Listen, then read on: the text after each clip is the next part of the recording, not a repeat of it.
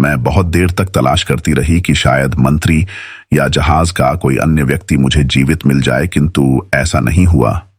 मैं अपने पिता की याद करके और उस निर्जन स्थान में अपने को निपट अकेला पाकर रोने लगी और सोचने लगी कि समुद्र में डूब मरूं। इतने में मैंने अपने पीछे कई मनुष्यों और घोड़ों की आवाज सुनी। पलट कर देखा तो कई घुड़सवार थे, जिनके हाथों में शस्त्रास्त्र थे और जिनके मध्य एक नवयुवक था। वह जवान जरी की पोशाक पहने था और रत्न जटित पेटी कमर में बांधे था। उनको मुझे उस स्थान पर देखकर बड़ा आश्चर्य हुआ। उनके नायक नवयुवक ने, जो वास्तव में एक शहजादा था, मेरे पास यह जानने के लिए भेजा कि मैं कौन हूं और वहां कैसे पहुंची। उस आदमी ने तरह तरह से मेरा हाल पूछा। मुझे और भी भय लगा कि यह लोग न जाने कौन हैं और जाने मेरी क्या दशा करें, इसलिए मैं जोर जोर से रोने लगी।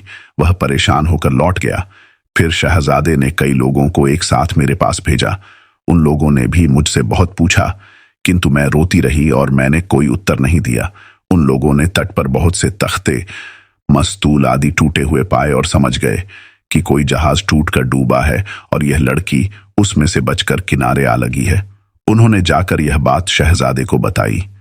वह स्वयं मेरे पास आकर मृदुलता से मेरा हाल पूछने लगा। उसने यह भी कहा कि तुम अपना हाल बताओगी तो हम तुम्हारी मदद करेंगे और मैं तुम्हें अपनी मां के पास ले जाऊंगा, जो तुम्हें बड़े प्यार से रखेगी। मैंने उसे पूरा हाल बताया। मेरा हाल सुनकर उसके आंसू आ गए। उसने मुझे हर तरह से धैर्य बढ़ाया। फिर वह मुझे अपने साथ ले गया और अपनी माता का सौंप दिया।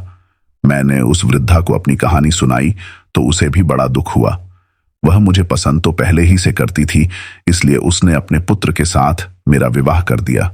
किंतु यहां तक मुझे पहुंचाकर मेरी किस्मत फिर पलट गई।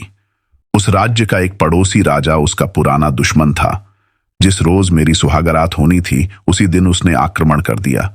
उसकी सेना अति विशाल थी और उसने कुछ घंटों ही में नगर को रौंद डाला। उसने मेरे पति को और मुझे पकड़ने के लिए आदमी भेजे, किंतु हम पहले ही बच निकले और छुपते छुपाते समुद्र तट पर रात के समय पहुंचे। वहां एक मछुआरे की नाव बंधी थी। हम दोनों उसे खोलकर समुद्र में बढ़ने लगे। कुछ दूर जाकर वह नाव एक समुद्री धारा में पड़ गई। हमें कुछ नहीं पता था कि नाव किधर जा रही है। 2 दिन बाद देखा कि एक जहाज हमारी ओर आ रहा है। हम समझे कि वह कोई व्यापारी जहाज है, इसलिए हमने सहायता के लिए आवाज दी। लेकिन यहां फिर धोखा हुआ। जहाज पर 5-7 डाकू थे। वे गदाएं लिए हुए हमारी डोंगी पर आए और हमें बांधकर अपने जहाज पर ले गए। जहाज पर उन्होंने मेरा नकाब उठाया तो सब ठगे से रह गए, क्योंकि उन्होंने ऐसी सुंदर स्त्री कभी नहीं देखी थी।